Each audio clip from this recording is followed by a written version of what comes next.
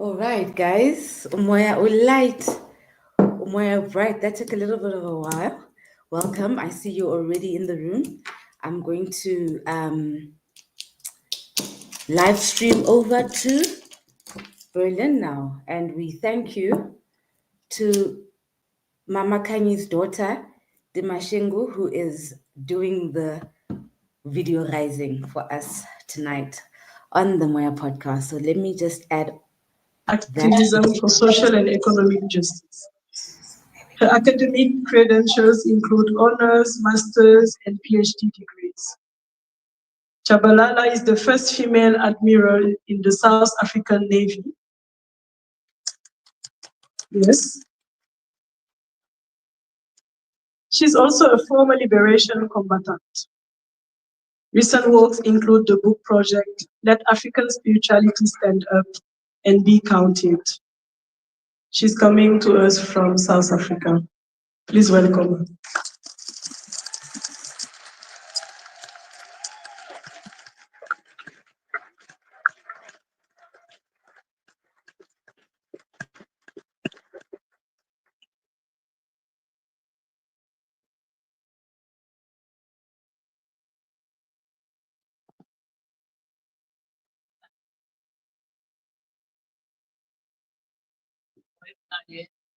Diana? Diana. We find Diana for you. We'll find her now. and we need it. Yeah, because I don't think so the space your heart is there. So whatever comes. So she has to come.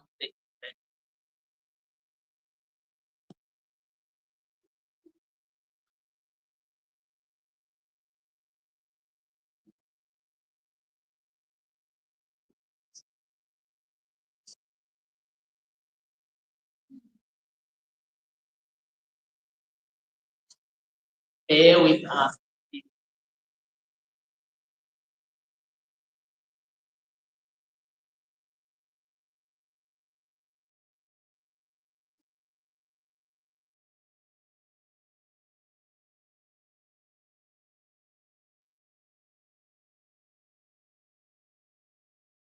If you like it, Diana.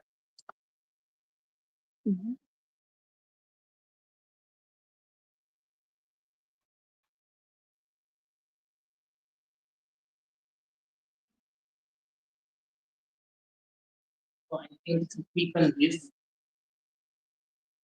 they might just grab another consent today. Ask scrap it inside because we will wait for the whole night. And we don't have them.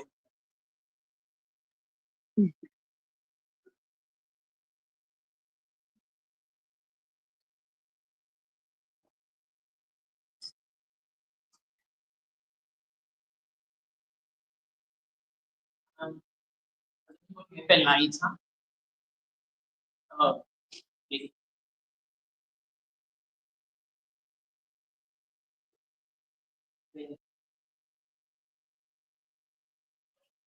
So, African spirituality is based on the four elements of nature,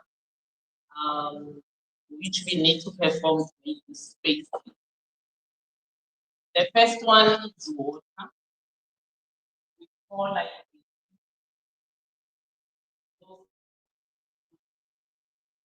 also bring the wind.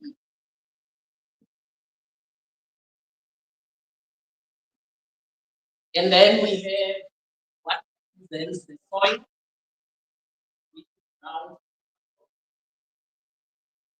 Then Diana will give us the honors. So that's the fire, that's the smoke, that stands for vegetation, but it's also incense that purifies. It has to, because I don't have control of what's going to come out here tonight.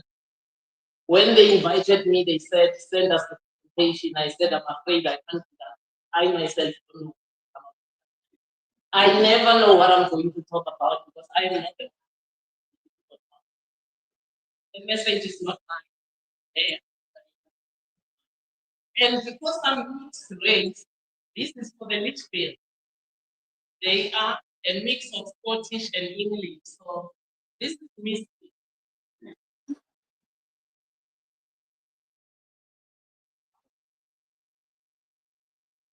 Having done this, touch the mind because I don't see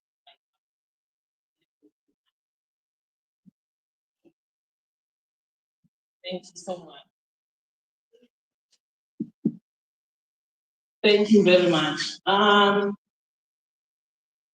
What we rooted, and he called it how Europe underdeveloped Africa.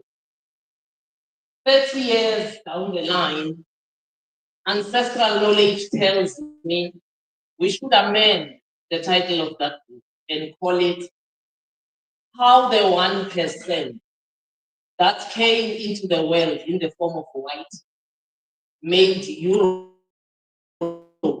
underdeveloped. Now, I don't know if you're sitting here tonight and you're human or you're not human, because we have a lot of non-humans in this world. And they constitute that 1%. Now, they didn't only make Europe underdeveloped Africa. When they came on Earth, they colonized something called epistemology. That's big. Because epistemology is how you gather knowledge. It's what you define as knowledge. So if your lens of what constitutes knowledge is already colonized, then we are in trouble. Now, I'm not in my message yet. There are just some liberations that must go on here. I love my ancestors. That's why they don't prepare, because they respond to what happened before. So there are some liberations that must take place before we come to the message. A lady stood here and spoke, and I mean very passionately. She said, I don't even know my heritage. She said, I'm ashamed that we are coming to Germany with such an active history, and we are doing all of these things that we are.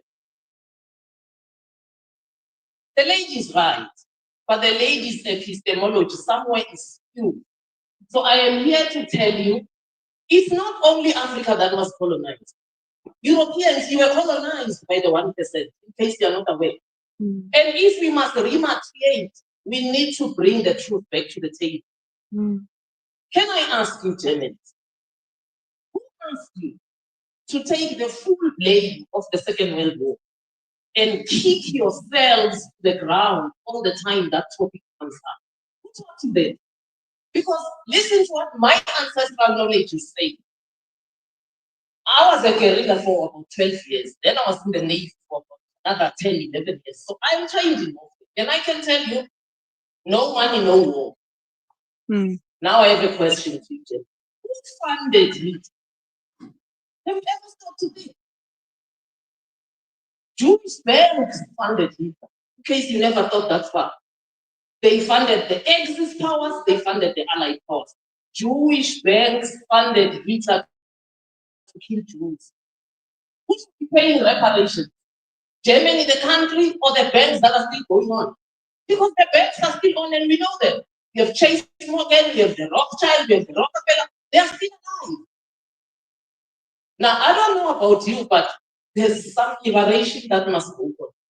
And my ancestors are saying tonight, liberate yourselves, Germans. Call a spade a spade. I have another question to you. Who asked you to pay millions of dollars to the state of Israel to kill Palestinians?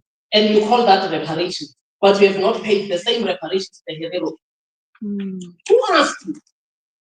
Were you there when that was there? The 1%. If you're sitting here and you're still convinced that they are human, there's some liberation that must come. Because trust me, they practiced with you. You were the guinea pigs. They took you out of spirituality and they fed you religion, which is Christianity. And they practiced the terms with you, the hidden. They practiced with you. You think the era of the Inquisition just happened. The 1% was at work. And can I tell you, they followed the same pattern that they did. They first took the white woman out, and then they empowered the maid, and they told the maid, you are let free as you wish, and you know what the maid did. And the rest is history. We have the slave trade, there's colonization, and.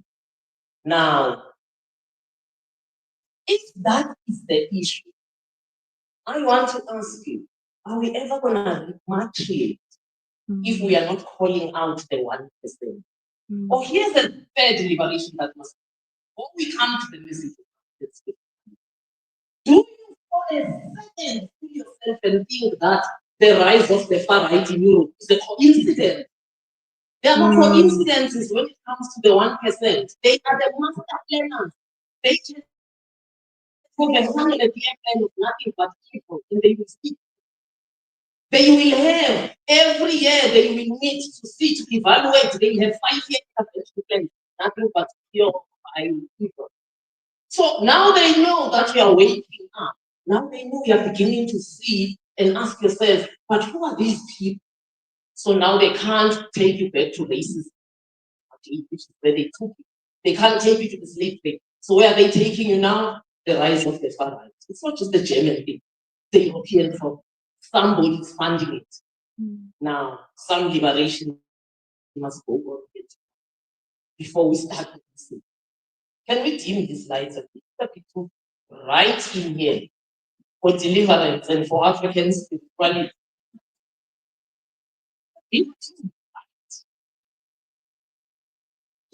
A little bit, this spells down. A little bit more. Yeah, we want people to be honest. We want people to concentrate on themselves and not on their neighbor or on me. I'm just a voice. A little bit more. Thank you. Now, every white woman, can you put your hand on you right now? And close your eyes. Just put your hand on your head. Because we are not repatriating for as long as the white woman does not realize she is followed. Along with the whole race of white. By the way, there was also a date and time when the term white came onto the planet. When you were Germanic people, which my paternal English, the Litchfield were, when my maternal of the Litchfield were the Celtic or the Celts, sometimes they call it, it is the women who are in charge of spirituality. It was not the men. The men have never been in charge of spirituality. In the origin of humankind, it is the 1%. We don't know where they come from, but we know that wherever they come from, it is the men that are in charge, and the woman is a person. Now, put your hand on your womb, right? There is a term in Nguni language in South Africa. Zulu Coastal Development is one. It's called Inimba. Inima. Only women have Inimba. And we can't explain Inimba because it doesn't matter if you have given birth or not. Every woman has Inimba. It is psychological, it is spiritual, it is maternal, it creates, it is justice, it is everything a woman should be. Put your hand on that womb, right? Ask yourself a genuine. Close your eyes because if you don't, you're robbing. And ask yourself a question that we in Africa asking ourselves. What was Africa before? Now ask yourself. Somebody here said, I don't have a date. What was Germany before Germany was Germany? And don't tell me about this man. You people predate this man. You were here before this. Now put that hand on that womb and ask yourself, what were we before we were made into the dust, the races, the scum of the earth? We are told we started the First World War, we started the Second World War. We are told we are far right, we are what were you before the 1% came with all that nonsense? What did your people do? Because the root is through Inima, white women rise to take your rightful place. Because if you don't rise, we can't repatriate in Africa without you. It cannot be a half-done job. Now I'm going to give you a moment. Just shut up and allow you to just put that head for a few minutes. Just put it, Diana, just come and bend the incense away. Just put your hand there, white woman, and just go back. Go back. Pre-European, pre-Christian, pre-capitalist, pre-imperialist Europe. Your people were killed. They never defined themselves as white. They never even defined themselves as European. They were not white supremacists. They were in spirituality. Take the journey. Just for a few minutes.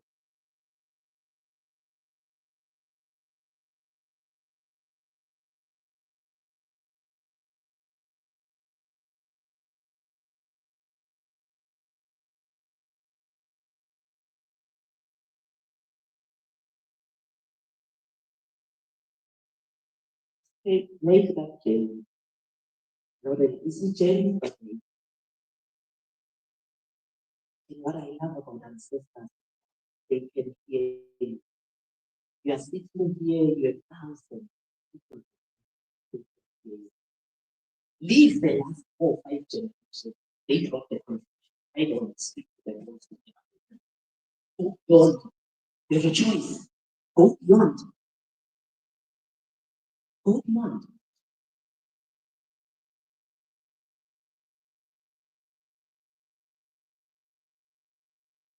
Now, I'll tell you a story. Because I'm Litchfield and my mother is family. Just keep your eyes closed. I never spoke to the Litchfields at my home house. I only dealt with Africa. We have been doing also because Europeans don't have us. We don't talk to them. So I never talked to the Litchfields. And I can tell you from throughout my childhood, about 10 years ago, I always had a dream where I was there. And I will be talking and everybody will be listening, literally eating out of it. And then suddenly I would look at myself naked. And when I look across the room, my clothes will be on the other side of the room. This dream bothered me so much.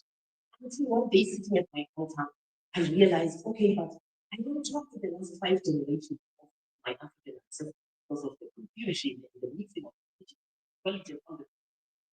I go beyond.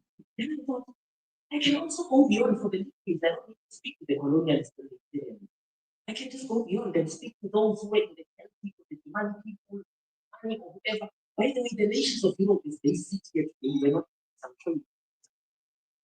The day I started to those rich people, does it say to you, white people, yeah, we are all white people. It tells me that you do have access. They are waiting and watching for action. Just remove the last 5 minutes. Connect with the so I think I'll leave you with that in terms of delivery. This wasn't part of what was planned. It's just my ancestors felt uncomfortable when a woman stood and said, "No heritage." Well, you have a heritage. Just leave the negative. Now, let's get to the topic. African spirituality. Wow, that's a big topic. I'm being asked right now to greet people and say Sanibonani. And I'm sure there are those who, if they were out there, late, this is a game. If you ask a today's person, what does Sanibonani? They will tell you it means hello, it means good morning, it means no. They are not understanding the multi-dimensional and intersectional way in which African spirituality informed the total way of life. Sanibonani in Zulu is not equivalent in English because it's not greeting the person. Sanibonani for starters is in plural. Sanibonani means we see you. I, the speaker, tells you we see you. Why do I say we see you? Because I understand that you carry with thousands and thousands of them. I'm not seeing you alone. I like the response of the respondent. When I say Sanibonani, they say, yeah, but which is yes. So they are agreeing that we are seeing us and all the people are. I like the next way that we create. I then say, Ninja, how are you? There's not this nonsense of I'm well, I am. That's what in proper Zulu they don't say. In proper Zulu they say Siko. I love that. It means we are present in this. Me and the ancestors that I work with are present in this. Siko. We are here. Now that's African spirituality. African spirituality, if it was not destroyed, we would not even be talking about matriation because it was matriated by its nature. How did it do that? It did that through two things. First, it centered the woman as the center of the. Two, it decentralized the law.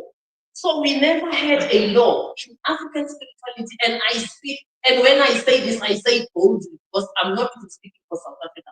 For the African spiritual countries who are here, they will tell you it's the same in their country. We never had a penal law, a law that's the statute number, so let's not statute number. The law was infused in all social systems. That's what African spirituality. That's why we call it Kulungisa. Kulungisa is a constant act of balancing. It is not a once-off. We go to court, the law is done, now we go to psychology, now we go to mathematics. No. It was infused in everything. How did it manage to center the women? Because it's beautiful. The religions of the book. Judaism, Christianity, Islam, it's very hard to center the women. And I'll tell you why it's hard to center the women, because we have gone and disclosed the gender of God. If we have gone and made God a man, why do you think men have got so much power? Think of it. If you were men, and God was a man, and Jesus was a man, and the disciples were men, and the 8 disciples, the first disciples, and the Catholic Church, the biggest church in the world, why would people think of this? It's just psychological. In African spirituality, we do not know the gender and not know the God or the originator. It is undisclosed. And you know how easy it is not to disclose it? Because we don't have gender. Oh, I must be quick and tell you, these are the languages that Hegel said. It's unintelligible sound. It's not a language. But these are the languages that have gender equality. You know, that's why when Africans speak English, especially, I don't know what they're saying. But Africans who speak English, they say, Tom, she went to the shop. And then they say, oh no, Mary, he was here. And then people say, no, he's here. She can say, leave them alone. They are DNA, they are not wired like that. We don't have history. We track on that thing so much. And then these languages that they've given after they when you were German, I mean, I'm interested in the language of my maternal, the Litchfield, the Scotch, what's the language? What they call it? Dialect. And see if there was gender drama. These languages they come to give you are so horrible. In some of them, even the past tense is better than women. You greet a man in a certain way. Thank you. It's gender demarcated. No, we are not going to rematch it until we call it out the table. We all need a return. It's not just us. You need a return to who you were before you were. We made it what. Because we don't have gender drama, Africans begin to center them. And how do they define the women? I love this part because in the book I wrote, the first one, by the way, Let African Spirituality Stand and Talk for Itself is my second book. The first one is the Untold Story of African women. My conclusion in that chapter is that the African women lost them most through. Because in pre-colonial, and when I say pre-colonial, please understand, I go as far as I go to an era Europe calls antiquity because there was no whiteness. There's no antiquity for us. We were already on earth and we were forming and reforming like this. Now, in pre-colonial Africa, the African woman was defined as a procreator. That's power. That's balancing. That's woman's. Procreator because she can bring life. And then Christianity and Islam comes, what we call you. I like it in the King James English. The dialer of men, the deceiver of men. Can you believe it? You fall from being a procreator to being a deceiver. That's what we're called.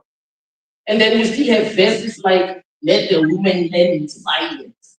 Women can't teach men. In African spirituality, after they defined the woman as the procreator, they then decided the woman only and only the woman can deal with culture. Because of inimba and the womb, if the woman touches the soil, her fertility will rub onto the soil. But if the man touches the soil, the ground will go barren, because if you pour semen on the ground, in 5 minutes it has dried, the ants have eaten it and it's gone. There was sanity in the madness. The Arabs first came in 639. Oh, it's another truth we must liberate. There was a slave trade by the Arabs here, and there was colonization by the Arabs. I know it's only lambasting. But they were the first to come and say, look at these lazy African men sitting around when their women are tilling the land. They did not understand our spirituality. They didn't understand the sanity. The European came in 1400, the Portuguese and the Spanish first, and they joined the chorus. The stereotype, my brother, about you days and all the other nations comes from the misunderstanding of our spirituality. But because we control agriculture, it means we control the markets. That's why African markets are still in the hand of the women. And because we control the markets, we control the seeds. So you would not oppress somebody that controls your seed bank. That was power, that was a constant act of balancing.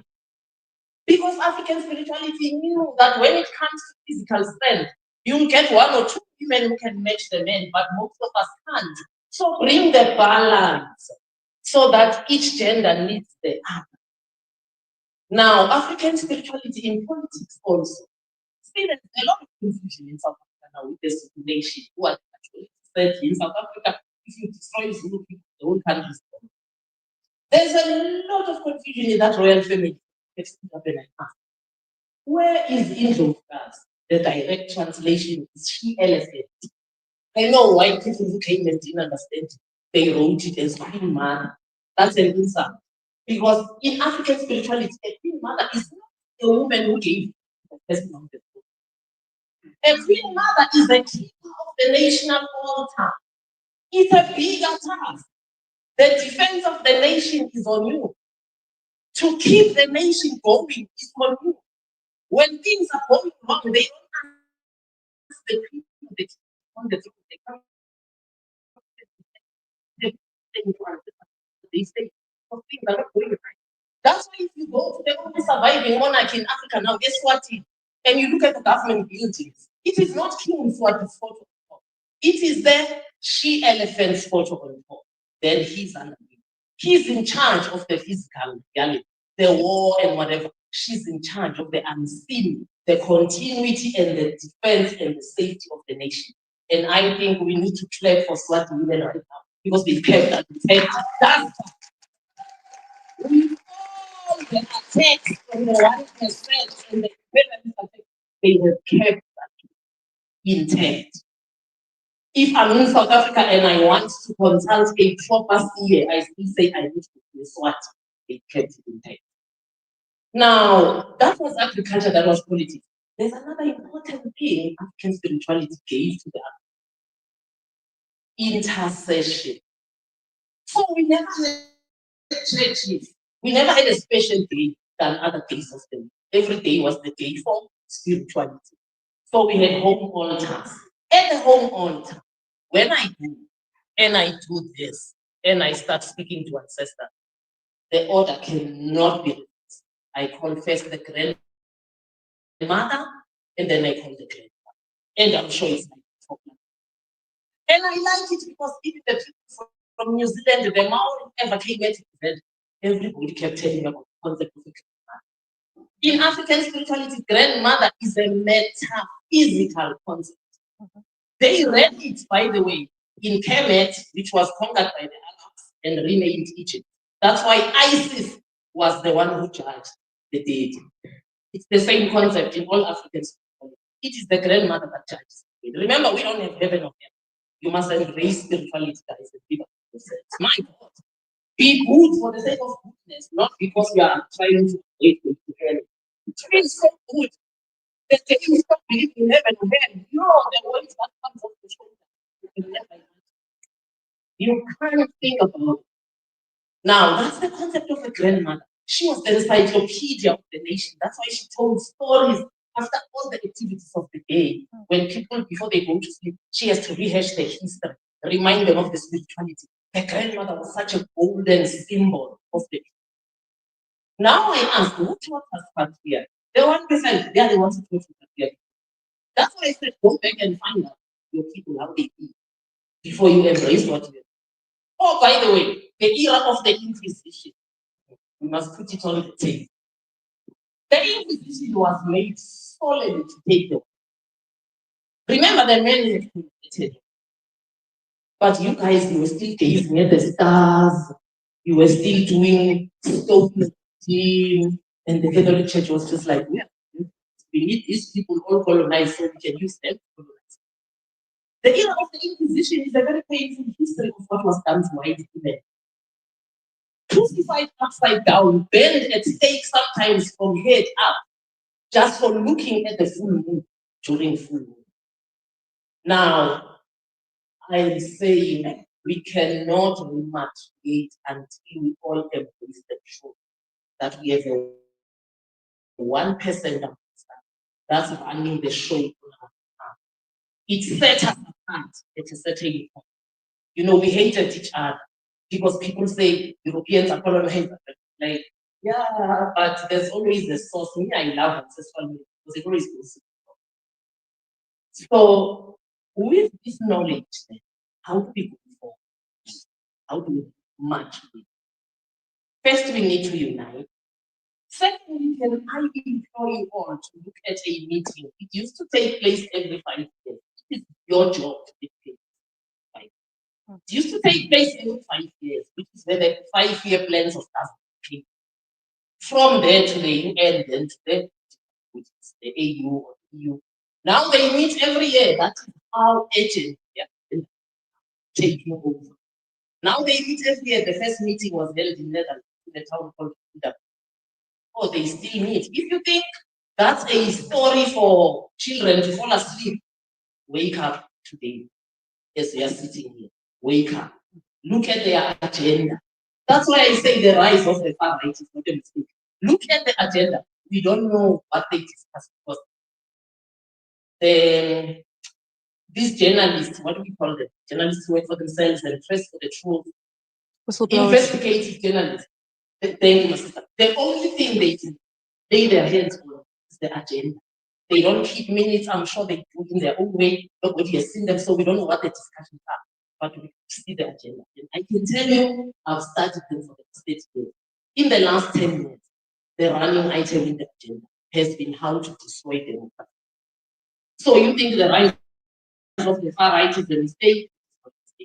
You are sitting here thinking we don't need each other. Oh, you are sitting here thinking, oh, Africa was colonized. No, you were used to colonize Africa after we colonized you. You could only colonize us because you yourself were colonized. So we need liberation, all of us. It's intersectional. It is at different levels, but we need liberation. We are sitting here today, and I'm glad people at home, you are taping so they can hear this. You're sitting here so interested, listening to African spirituality. The bulk of Africans don't, excuse my language, but some things like that. They don't give a shit about African spirituality. They don't. They are first Muslim before they are Christian, before they are African. And then they are first Christian. So African spirituality is this far-fetched thing for them because they still hold on to the lie that the 4 generations that embraced this, whether by force or not by force, that the 4 generations that did them a favor. So we need liberation, all of us, not just us. And for those of you who can lay money, hands on money, please fund African spirituality program. Because it might be easier for you to go back and find out. Remember, ours were destroyed. Also, I was a captain museums. I like ancestors because you know this whole message of the 2 days is coming together. I was a captain in museums. So these things you keep in your museums, you go and look at every day. You are setting eyes on things you shouldn't be looking at some. Because they were not for public display. Those things come from national altars. Why do you think here as the Ashanti, when they captured her son, the king, and they said to her, she was there in national altar with healing for their king. She stood up and said, go and read the story, the speech. She gave him his speech. She said, if you men cannot, but Hodgkins is not getting our national. In Ashanti, they call it the Sika. They buried it somewhere. Maybe it's not a mistake. Ghana was the first to get the so-called independence because they unearthed it after independence. They buried. Hodgkins never found it. Why do you think Neander of Zimbabwe chose to be crucified? These are women. Chose to be crucified by Sisi John and to convert to Christianity as one of the leading spiritualists of the time because she understood this is a spiritual war. I know most people like Walter Rodney, they think, oh, they came for resources, or that's they want. This is spiritual. So nothing to do with economics or politics or whatever. The spiritual. That's why you must change your name. Oh, for 21 years of my life, I had Italian. Imagine you have called me tonight and they say, oh, we are going to listen to Dr. Maria Boretti Benedicta. Can you imagine? And then I'm the one appearing. Yeah, but that's what happened to us. I had to change that name. I gave myself the name. Khanyisile, the one who has black light, said meaning, I don't know what Maria Goretti is. I think Goretti is the same name in Italian. Now, see, for you to put on Islam, you have to unclothe your African. The God of Islam does not speak to Uyu or Hindi or Ekang or Zulu, they speak up. The God of Christianity spoke French, English, and Portuguese and Spanish when they colonized. Oh, now the Protestants, whatever. The Protestants are now learning Yiddish, but they call it Hebrew of Israel. That's it. Now they're going Jehovah Alpha, Jehovah Nisi. Now they're speaking things they don't even understand because that God doesn't understand the language. Now, if we don't put these things on the table and say, how is the religion continuing to keep us apart? There wars that were fought in Europe, championed by France, funded by the Catholic Church. How Mary, Queen of Scots, was crucified. Huh? Because one was Catholic, one was Protestant. Hey, the one person disappeared. I don't want to keep you too long. I think I'm going to leave this by saying we need to put the 1% on the table and lay it. And along with the 1%, we need to put imperialism on the table, capitalism. That system is unsustainable. It's unsustainable.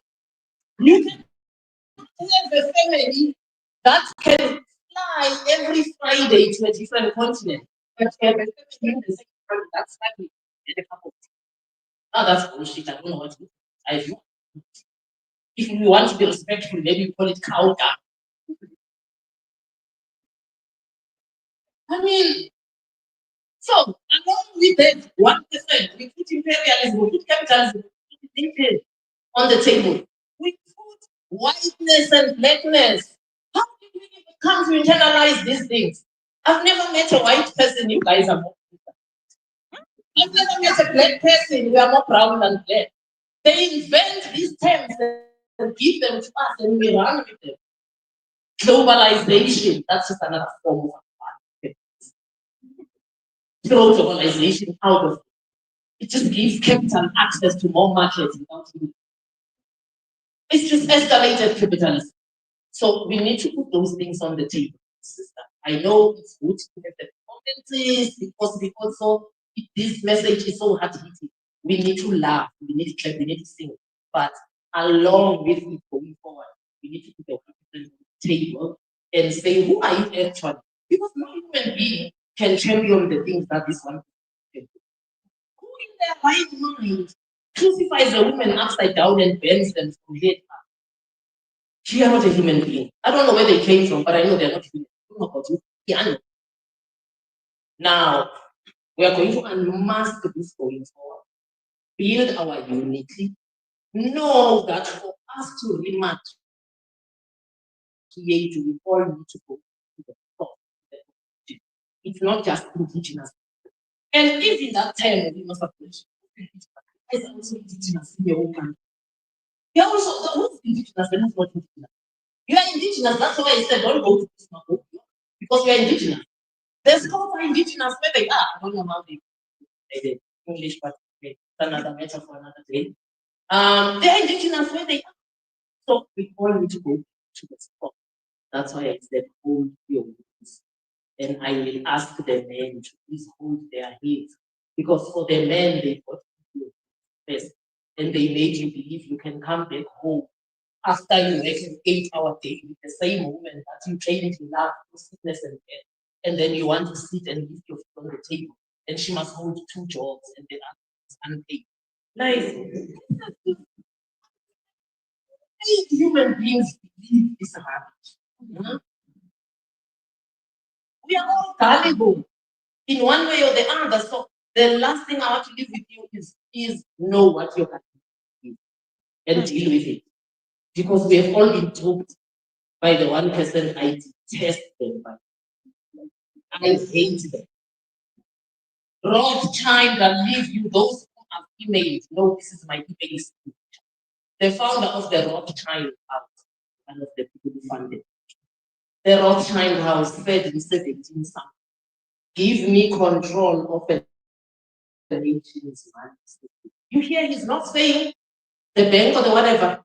He says money. He says, give me control of a nation's money. And I cannot do it. 100 years later, his children, now the dynasty was built, come and complete it. I can't quote it verbatim. But in essence, that quotation, when they finish it off, it says they will create a middle class that will be so hooked to the system that you can't expect any revenue from that class. And the working class, the struggling people, they will be buffered by this middle class. They will keep looking at the middle class and thinking, if I work much harder, if I keep 2 jobs, if I work, I'll get to this stage. So another thing we need to blast in head is the concept of the middle class, especially for you Africans. African middle class is always 3 paychecks a week. If you are not paid for 3 months, you lose your current, you lose your house. So what is middle class? How down? I think we leave it here. I think the ancestors wanted to end here.